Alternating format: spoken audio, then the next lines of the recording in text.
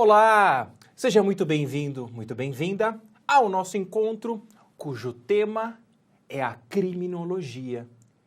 Eu vou fazer uma perguntinha para começar a aula. Qual é o melhor crime sob o ponto de vista da criminologia? Como assim? Então, criminologia tem que ter crime, igual o sujeito que o pai dos pobres, o Getúlio Vargas, o Luiz Inácio. Então, enquanto tem pobre, tá bom para ele. Então, para criminologia, enquanto tem crime, tá bom para ela. É isso. Qual que é o principal papel? Qual que é a principal função de todo conhecimento criminológico? Para a criminologia, o melhor crime é aquele que não acontece. Não acontece. Criminologia é uma ciência, lembra? Empírica. E observa os dados da realidade. E vale-se do método indutivo. Enquanto aquele sociólogo que critica pacotes anticrimes, dizem que existe um genocídio de certas populações marginalizadas, isso baseado em teses argumentativas, em papo. Esse é o método dedutivo. Então, eu tenho uma tese geral e depois eu aplico essa tese a toda a realidade. Nenhuma tese dedutiva criminológica foi comprovada cientificamente. A criminologia, per si, ela vale-se do método indutivo. A partir da observação da realidade, eu percebo repetição de padrões. Então, alguns padrões comportamentais se repetem. Então, eu sei que em locais onde o sujeito pode tudo, lembra que a gente comentou que aqui no Brasil nós temos o tolerância zero ao contrário, a tolerância que é 1000, é total. O sujeito pode pichar o muro, ele pode depredar o patrimônio público, ele pode quebrar o carro do outro, ele pode furar o farol vermelho, que sinal de trânsito é de país civilizado, não é? Como que funciona o respeito ao trânsito na Alemanha? Como que funciona na Índia? Quem é mais civilizado? Não estou falando quem é melhor, estou falando de civilização. Onde acontecem mais ou menos crimes? É isso, não é?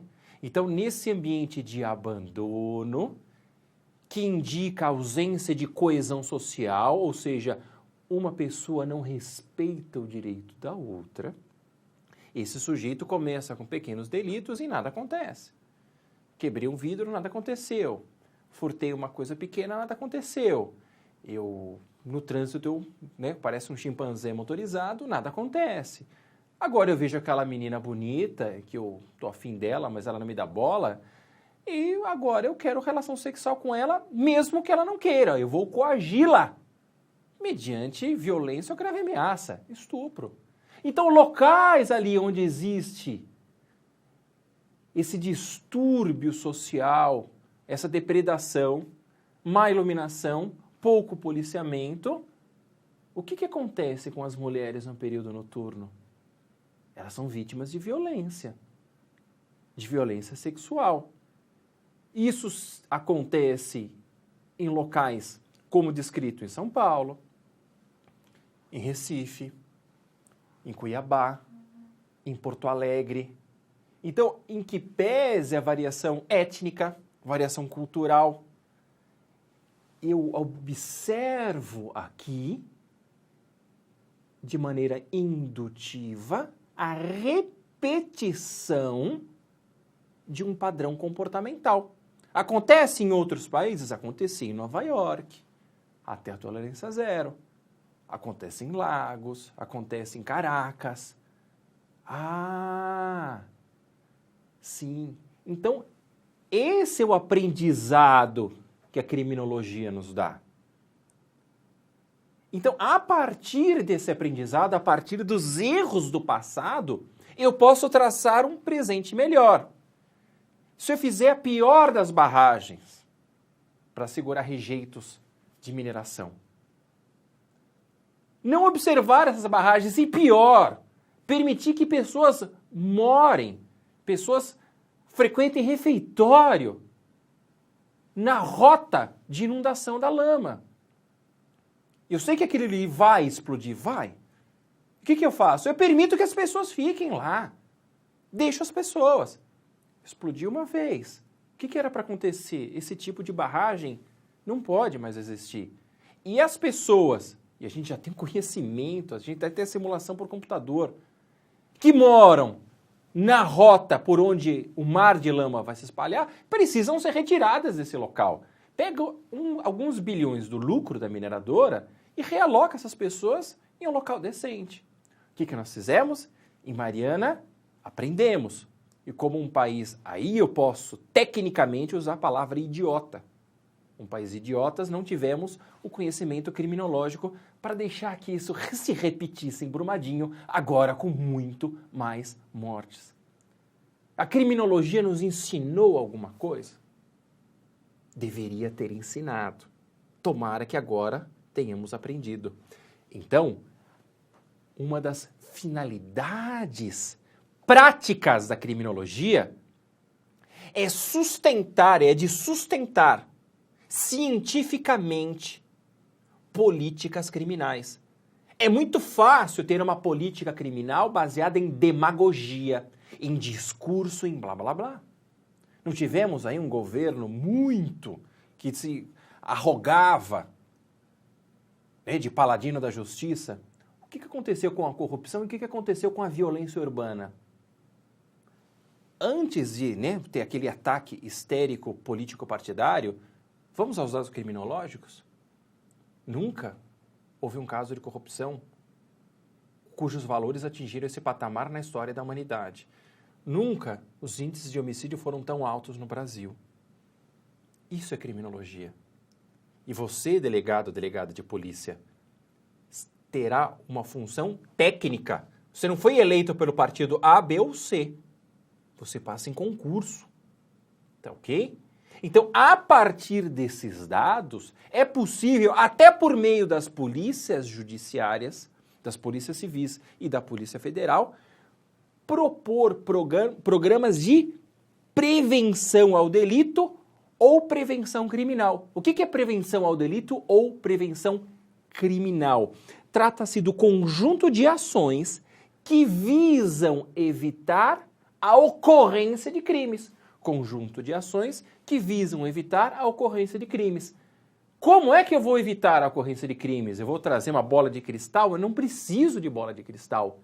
Eu aprendo conforme a ciência denominada criminologia, tá certo? Então, por isso que foi importante essa revisão. Então, o que nós vamos dizer aqui de prevenção ao delito tem fundamento criminológico de natureza indutiva, certo?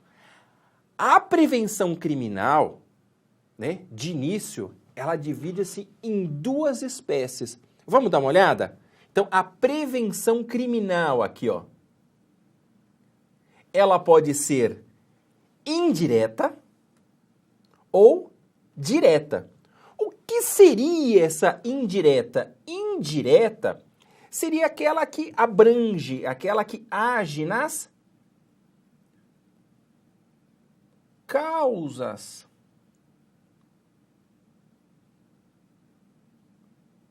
do crime. Lembra lá? O que a criminologia dizia? Eu preciso conhecer o desvio primário. O que levou aquele crime a ocorrer? Por que aquele agente delinquiu? Ah, porque ele tem um pendor biológico. Ele tem uma formação no lobo frontal.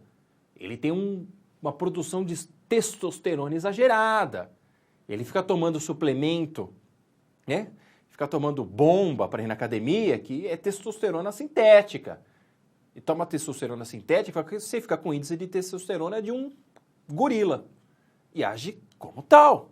Ah, então eu conhecendo caracteres biológicos de determinadas pessoas, eu sei que eu posso agir antes que elas delinquam.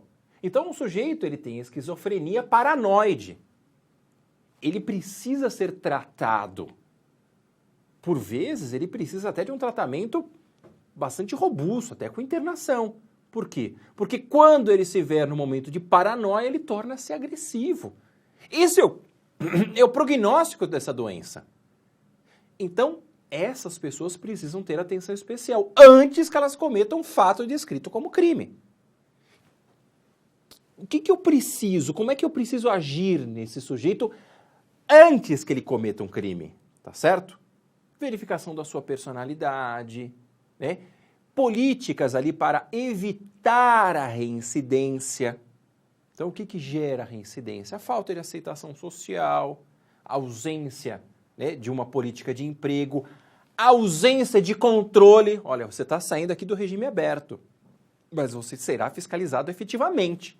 Não pensa que vai voltar para a baderna onde você vivia para cometer crime de tráfico de novo. Eu vou ficar de olho. Então tudo isso voltado ao agente evita que o crime seja praticado, certo? Só que eu posso tanto tratar o agente, lembra? Criminologia micro e criminologia macro. Eu posso tratar o fator biológico, como eu também posso tratar aqui o fator social, sociológico. Então, eu posso cuidar do ambiente, tornando menos propício ao delito. Então, programas de melhor iluminação pública, programas de patrulhamento, programas educacionais, programas de geração de emprego e renda, programas de melhor moradia para as pessoas. Tudo isso já se sabe do conhecimento criminológico, torna um ambiente menos propício aos crimes. Políticas de prevenção ao uso de drogas. Explicar para as pessoas que droga tem esse nome não à toa. Mesmo a maconha, ela tem um potencial ali lesivo ao cérebro alto. Mas ele não fica violento. Não, ele fica mais burro do que os outros. E aí ele tem menos oportunidade de empregos. Chega lá na frente, ele está desempregado, passando fome. Aí ele é alvo fácil, né, de grupos criminosos. Então, afastar as pessoas da droga, afastar as pessoas do alcoolismo, né, porque o sujeito, ele não bate na mulher de cara limpa. Ele geralmente bate quando ele bebe. Então, eu tratar os alcoólatras, por via de consequência, eu diminuo ali os crimes que envolvem violência doméstica. Então, essa é uma prevenção criminal indireta, né? Ela vai lá na causa do crime, então ela pode aparecer, né? Lá na tua prova, a ontologia, né? A ontologia ali. Ontologicamente, na essência, né? Ou etiologicamente, né? O que significa aquilo. De outro lado também, temos a prevenção criminal direta. É aquela que age em um crime em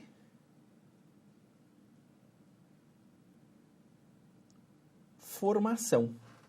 Tá certo? Pode ser que ela haja lá no... Pode ser, cuidado, hein, que tem livro que fala que ela age sempre no iter criminis. Não é verdade. Lá no iter criminis. Certo? Então, o desvio primário já não foi evitado. Eu não agi naquele indivíduo, não percebi que ele tem uma personalidade antissocial, então eu não o tratei direito na escola. Quando ele fazia bagunça, eu batia palma. Quando ele matava a aula, eu batia palma. Quando ele batia no colega, ele era um machão. Quando ele começou ali a assediar as meninas, ele era o garanhão. Ótimo, agora você formou um cidadão que parece um animal. Agora ele está na sociedade. Tratei. E onde eu jogo ele? Num lugar que não tem emprego, num lugar que tem uma balbúrdia ali, que pode tudo, acontece tudo. Ele pode beber, bater, matar. Bom, ele já está a caminho do crime. Mas ainda é possível evitar. Dá um exemplo aqui de prevenção criminal. Vamos lá? Eu vou até escrever aqui, ó. Crime e obstáculo. Né? A criminalização da tentativa.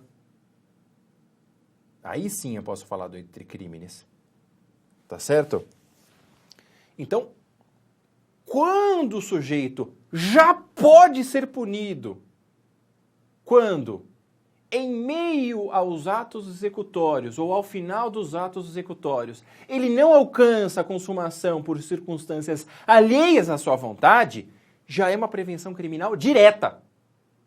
Então, olha, tentei uma vez, não consegui. Ok, continue na rua, a próxima vez vamos ver se você consegue. Que aí eu te prendo, hein? Tentou de novo, não conseguiu, na quinta vez, agora sim eu te prendo. Não, a tentativa já é punida. Ok? Isso é óbvio, isso é evidente. Só que é assim que funciona a melhor prevenção criminal direta? Não. Geralmente, o melhor exemplo de prevenção criminal direta é o crime obstáculo. O que é o crime obstáculo mesmo? Bom, vamos lembrar. Crime obstáculo é a criminalização de atos preparatórios a outro delito considerado grave. É a criminalização de atos preparatórios relativos a um outro delito considerado grave. Então, ele nem iniciou os atos executórios. Não é caso de tentativa. Ele já é punido por um outro crime consumado. Rafael, você pode me dar um exemplo? Claro que eu posso. Moeda falsa. Então, é um crime que afeta a economia do país como um todo, porque afeta a credibilidade da moeda, então afeta até a imagem de um país, que é um dos símbolos. E quando você mexe em dinheiro do governo, o governo fica um pouco mais arisco, um pouco mais nervoso. Não gosta que mexe no seu dinheiro. O sujeito começa, né, a montar uma máquina de fazer dinheiro falso. Só que ele não é lá muito hábil e as primeiras cédulas saem ali meio mal feitas. Não tem a aptidão de enganar, né, o homem médio, não tem aquela imitatio veri. Bom, ele é flagrado com essa máquina de fazer dinheiro falso. Só que ela não está ainda bem calibrada, bem alinhada. O que você, Estado persecutor, tem que falar para ele? Olha, desiste que se você calibrar direitinho essa máquina e começar a produzir dinheiro falso, eu te prendo por moeda falsa, hein? Aí dali, né, o próximo ciclo de investigação leva 5 anos, o sujeito, 5 anos depois, ele calibrou a máquina dele, já vendeu a patente, os royalties, tudo, e tem bilhões de cédulas falsas circulando. Eu preciso esperar ele calibrar corretamente a máquina de fazer dinheiro falso para puni-lo? Não! Eu já posso puni-lo ainda que ele não tenha produzido nenhuma cédula falsa, pelo crime de petrechos. Enquanto a moeda falsa está lá no artigo 289, petrechos está no artigo 291. Qual que é o bem jurídico protegido? É a credibilidade, é a fé pública depositada na moeda. Tenho aqui como tipo penal protetor o artigo 289, o crime de moeda falsa, e eu tenho mais uma proteção, o crime do artigo 291, o crime de petrechos. Por isso que eu chamo ele de crime obstáculo, porque ele é um obstáculo a mais que visa proteger um bem jurídico importante. Pode dar mais um exemplo? Claro que eu posso. Vida humana. Aqui no Brasil não parece, né, que é um bem jurídico importante. Por que, Rafael, não parece? Porque se você matar alguém, você pode pegar uma pena de 3 anos. Nossa, 3 anos dá... Isso, regime aberto. Você fica em casa para matar de novo, tá? Então, esse é o valor da vida no Brasil. É o país que tem a menor pena para quem comete homicídio. Criminologicamente, o que eu digo à minha população? Olha, se você matar, não dá nada. Então você desestimula as pessoas a matar? Não. Será que é por isso que a gente tem um alto índice de homicídio? Ah, Rafael, mas o doloso não é assim. Não, o doloso são 6 anos. Ele fica no semiaberto, não tem vaga, ele vai para o aberto, não dá nada. Tá certo? Bom, isso aqui, né, é um fator ali que não é bem dissuasório. Mas sob o ponto de vista formal, imaginemos que o sujeito tem uma arma fria.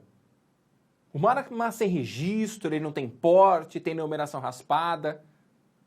O que ele vai fazer com uma arma irregular? Boa coisa ele não vai fazer. A arma serve para quê? Serve para matar alguém.